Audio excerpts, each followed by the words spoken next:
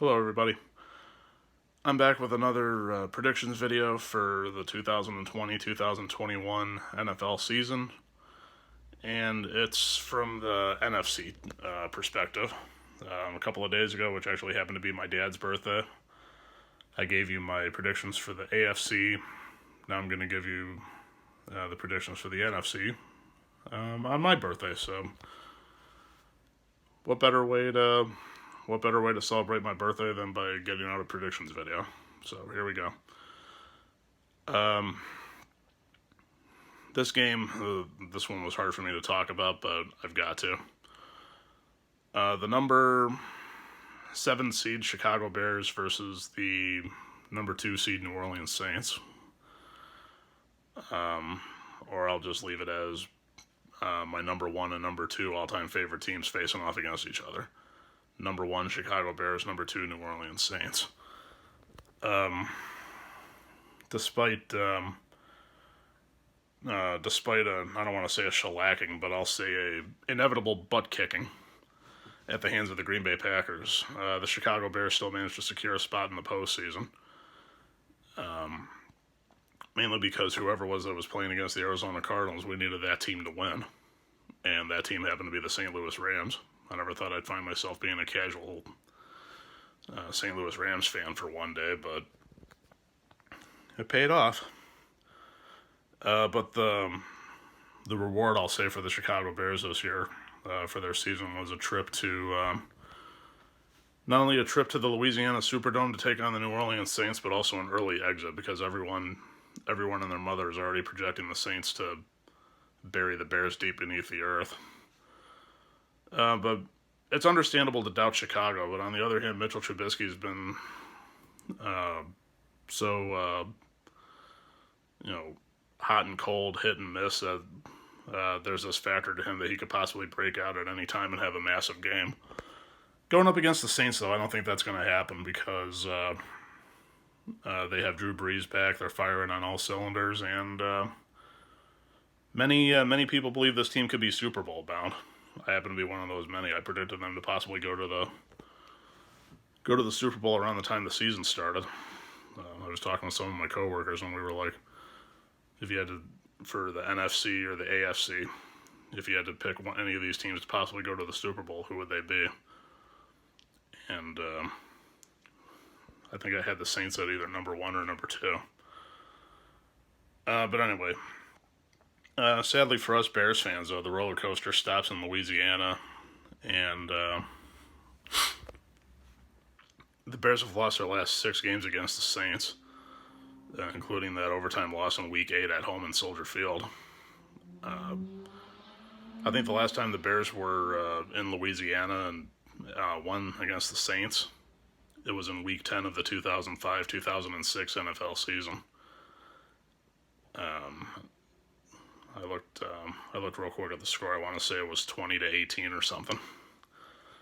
But even though the Bears' defense has been rather impressive this year, I think they're going to struggle to hold a Saints offense that scored at least 20 points in every game. Even with Taysom Hill at quarterback, or at least when they use the Wildcat, they would have Taysom Hill at running back or quarterback, wide receiver, or tight end. Or they might even have, what's his name? He was drafted number 1 overall in 2016, and then after Tom Brady came to Tampa Bay in the spring of 2020, they let him go. What's his name? Somebody help me out here. Oh, Jameis Winston, famous Jameis. Even Jameis Winston might see some playing time. Who knows? Well, depending on whether or not he's cleared COVID protocol, because the last I looked, he was on the COVID-19/reserve list. So hopefully nothing's happened to Jameis Winston as far as COVID-19 goes. But that's another story for another time. But even with Taysom Hill at quarterback, the Saints still managed to find a way to score points.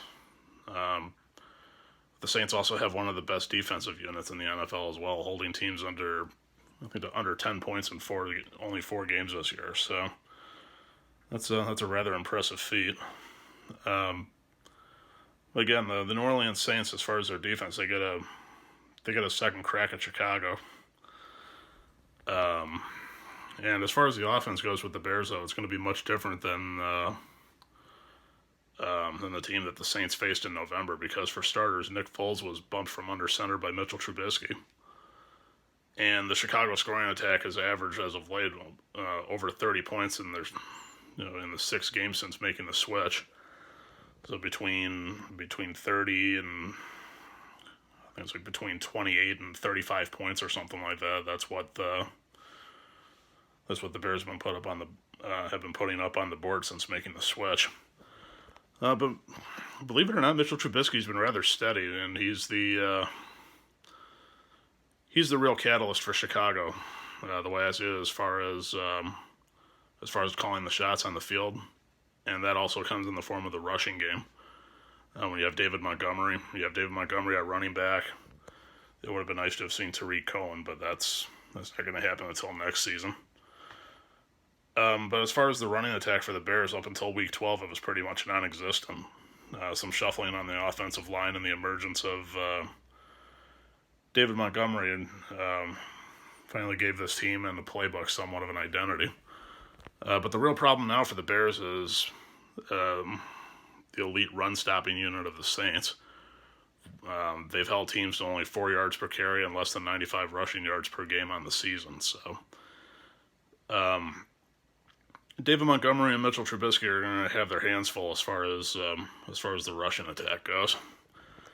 And even Cordarrelle Patterson, I completely forgot about him. Cordarrelle Patterson, he's actually more of a wide receiver in my book. So wide receiver / running back, Cordarrelle Patterson. But anyway, the New Orleans Saints is going to do whatever they can to try and stop the Bears' rushing attack. And what they're able to stop in the running game, that's going to force Trubisky to resort to the aerial attack. And should the Saints' offense come out of the gate early, then the pressure is really going to be on for Trubisky. And I think that'll be too much for even loyal Chicago Bears fans such as myself to trust. So, but you could also look at as far as the Saints' offense, as far as having either Michael Thomas and or Alvin Kamara back for Drew Brees. So that'll be a sight to see whether or not Alvin Kamara and or Michael Thomas come back. I think they will, but think of them as the additional weaponry in the arsenal, so to say, for want of a better choice of words, for Drew Brees. If he gets Michael Thomas back and not Alvin Kamara, or the other way around, he's got that extra weapon at his disposal. But if he's able to get them both back, the Bears are in for a long day, especially on the defensive side. But since getting Drew Brees back from his collapsed lung / punctured rib injury from about a month and a half ago or so, the New Orleans Saints offense has been humming, and they're in the postseason. I had a feeling they'd be able to make it, but what do we do now? Where do we go from here? I think that's what most Saints fans are asking. But as a New Orleans Saint, I found a little stat here that I wanted to incorporate in my notes. Drew Brees against the Chicago Bears in the postseason is 0-1, and in the regular season he's 5-2. As far as the postseason, he's looking to avenge that loss in the NFC Championship game from January of 2007. Which resulted in not only his first postseason loss in NFC Championship games, but also his first loss against the Bears in primetime games. So if Drew Brees is able to get the win this Sunday, which I'm sure the Saints will, Drew Brees' record in the postseason against the Bears will be 1-1, and his overall record will be 6-3. What Drew Brees' record was as a San Diego Charger against the Bears, I don't remember, but that's neither here nor there. So, for obvious reasons, I'm going to go with the Saints on this one. I mean, you have to take the Saints just because, even on paper, they're the more superior team. They have more in the tank. And at the same time, they also have what the Bears don't. That's a division championship. So, next up, the number 5 seed Tampa Bay Buccaneers traveling to FedEx Field to take on the number 4 seed Washington Redskins. This is one of the NFL's most, I'll say, lopsided matchups in this game, because you have one of the most potent offenses in the Tampa Bay Buccaneers meeting a rather stingy defense in the Washington Redskins. And especially from where the Redskins sit, I mean, the NFC East has been a real laughingstock. I would know because one of my other favorite teams outside of the Bears happens to be the Dallas Cowboys. So, say what you will about that. But with the Redskins winning the NFC East against the Eagles this past Sunday, I like to think of that as a consolation prize, for want of a better choice of words. But they aren't exactly peaking entering the playoffs, if you ask me. They beat the Eagles this past Sunday. They snapped a 2-game losing streak, and they won the NFC East. But that being said, while the team was competitive all season, and I give them all the credit in the world for that, 7-9 record doesn't really invoke the strongest confidence, if you know what I mean. But for the Redskins, a disruptive stop unit that causes plenty of chaos on the field is a plus, especially in this case, because they're going into this game against Tampa Bay with 47 sacks, 23 takeaways, and 16 interceptions. And they have the ability to translate those mistakes made by other teams into 6 points for a touchdown, and then either an extra point afterwards or a 2-point conversion.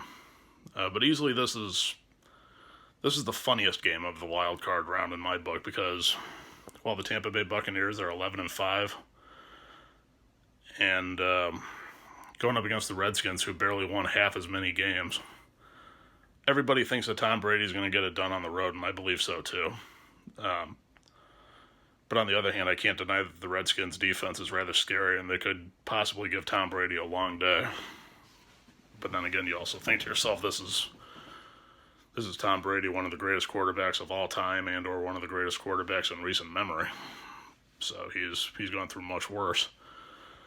He's faced much tougher teams, and in the end, he's still managed to prevail. But although the defense of the Redskins has the capability to hold Tom Brady and the offense to a low-scoring affair, according to some people, I think their ability to go toe-to-toe on offense is sadly lacking, especially because, as great as the Alex Smith comeback story was, I don't think he's got enough to get it done.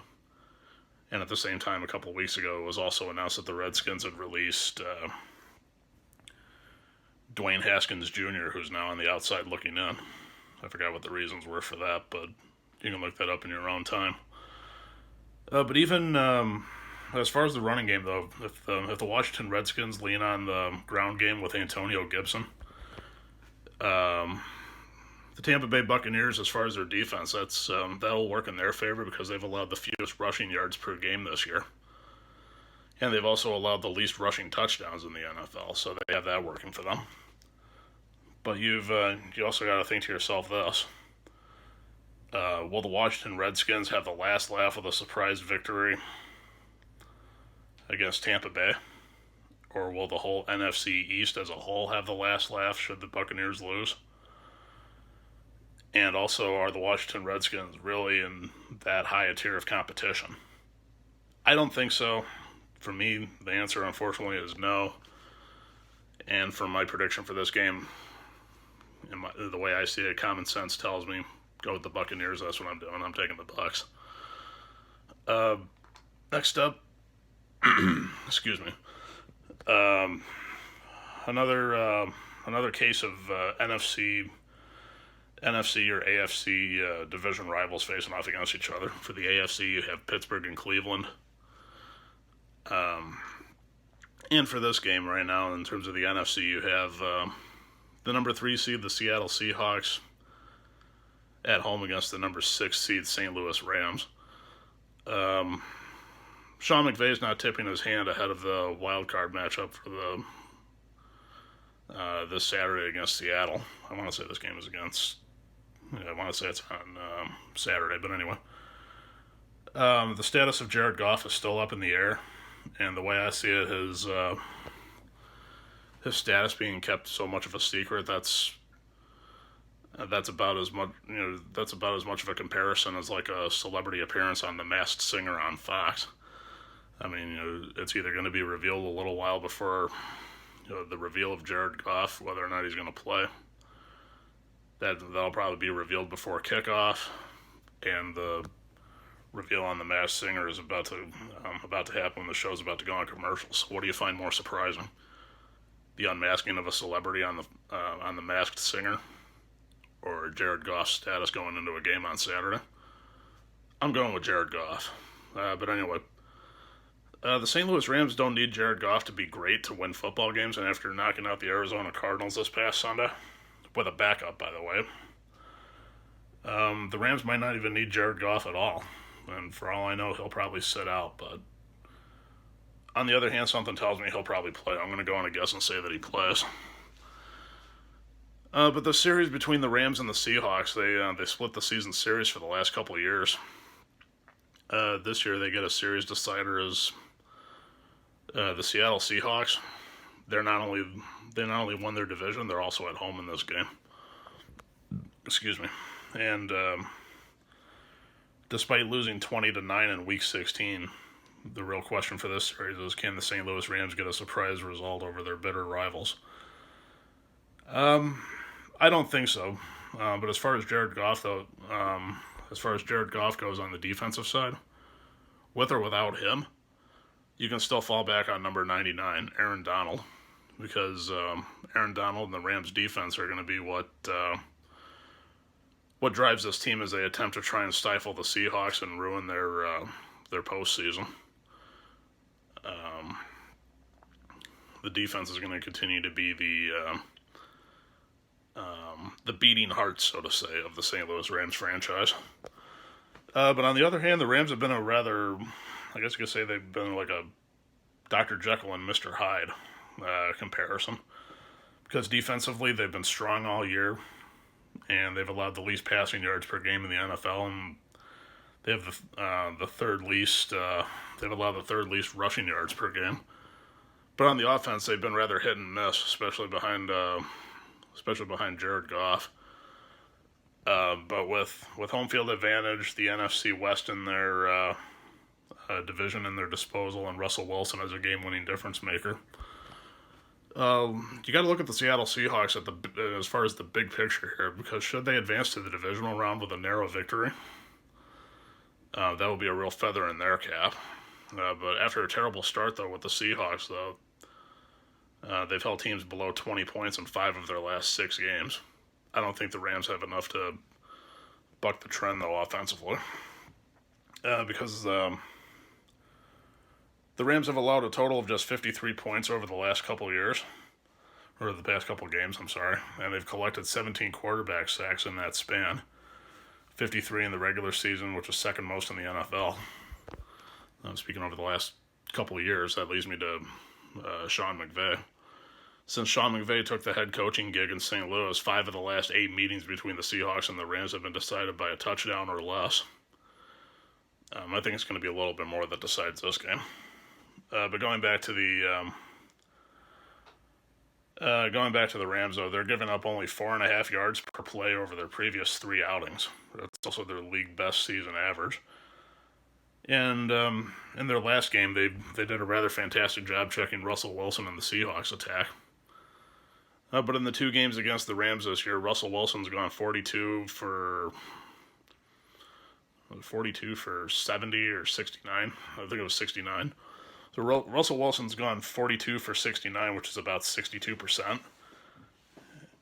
1 touchdown, 2 interceptions, and 474 yards. And he's been sacked 11 times. Seattle averages approximately 29 points per game on the year. They posted offensive efforts of only 13 and 20 points in meetings with the Rams. And despite all that, I still think they have what it takes to get the job done at home. If only there were fans in attendance, regardless of who you choose as far as who your favorite team is or what games you're looking forward to seeing or anything like that, that would probably also make a bit of a difference maker. But because there's no attendance, everyone thinks, well, maybe home field advantage doesn't really matter because there's no fans in attendance. That's a matter of opinion. With that being said, I'm going to go with the Seattle Seahawks on this one because, at least to me, on paper, this game is going to be too close to call. Maybe Seattle wins by a touchdown. Maybe they win by a little bit more than that. I'm not sure, but also I think Seattle's the more superior team going into this game. They have the NFC East under their belt. They're looking to go to the next round, but on the other hand, you have the Rams hot on their heels. So whoever wins this game, I think goes on to face the winner of the New Orleans Saints Chicago Bears game, if my memory serves correctly. So it'll be the Rams or the Seahawks taking on the New Orleans Saints, and I think the Saints would be at home for that game. I don't remember, but that being said, guys, I'd like to hear your thoughts on these games. Comment below. Let me know what you think. Subscribe to my YouTube page if you haven't already. Follow me on Instagram, PlayStation Network, Parler, whatever other forms of social media I'm connected on. You can see those in the main page as far as where it lists various links you can contact me at and how many views my channel's gotten thus far. And that being said, let's see what happens on January 9th. I should be back with another round of predictions videos as far as round 2, the NFC and the AFC. But when I find out who's playing who, what time, and what date, and so on, then I'll be back with another video. Maybe I'll have another one between now and then. I don't know. But anyway, let me know what you guys think. Please subscribe. Please give this video a thumbs up. Thank you for the continued show of support for my channel. I greatly appreciate it. Stay safe. Be well. Have a good night. Talk to you when I talk to you. This, that, and the third. And may the best teams win. At least as far as who's playing this weekend. So I'm out. Talk to you later. Have a good one. And that's really about it.